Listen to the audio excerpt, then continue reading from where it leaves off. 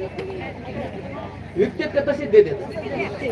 आम्ही तीच म्हणालो विकी देत का. आता जरा 5G चा जमाना आला नाही तर सहसा बाबा जुन्या काळात महिला ताक विकीत नव्हते. बरोबर आहे ना. काय म्हणायचं ए द्वारकाबाई इतकी नाही बरं का. ऐका कुणी तो द्वारकाबाई नाही ना. ऐका पुढे मागा इतकी नाही बरं का. उगा आपलं नाव घेतो द्वारकाबाई आधी द्वारकाबाई आवा म्हणलं तिकडे आहेत का काय का कुठे येतं असं आहे का.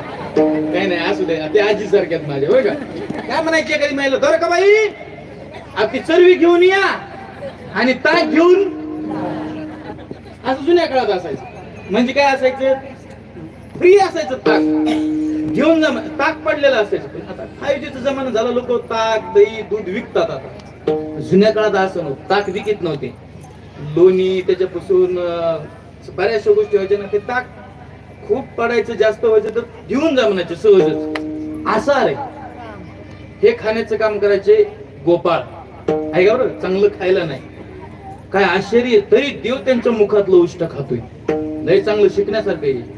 देव त्यांच्या मुखातलं उष्ट खातोय. प्रश्न विचारलाय तो गोपाळाला महाराज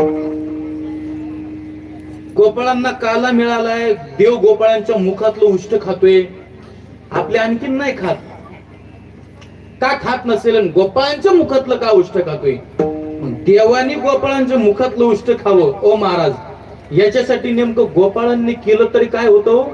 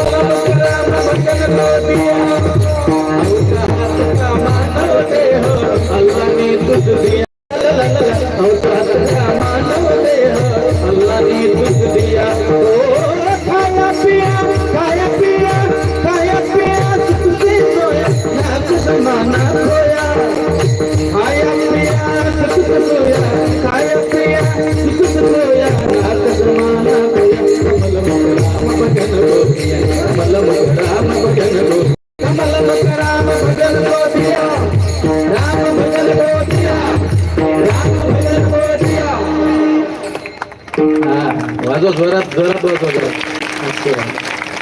बाबा आहेत म्हणून म्हणण्याचा प्रयत्न करतो. मस्त वगैरे छान. कशासाठी दिलाय देह. हा भजनासाठी. हे जणांना विचारलं कशासाठी दिलाय देह. ती बाई म्हणली भजनासाठी. बरं भजनासाठी दिलाय मग म्हणता का भजन. काल महाशिवरात्र झाली आहे की नाही. काल एका ठिकाणी माझे कीर्तन होत्या कर्जत तालुक्यात. तिथल्या महिलांनी चांदीचा मुखवटा बसवला त्याला. कशाला महादेवाची पिंडीला. काय श्रद्धा आहे महाराज.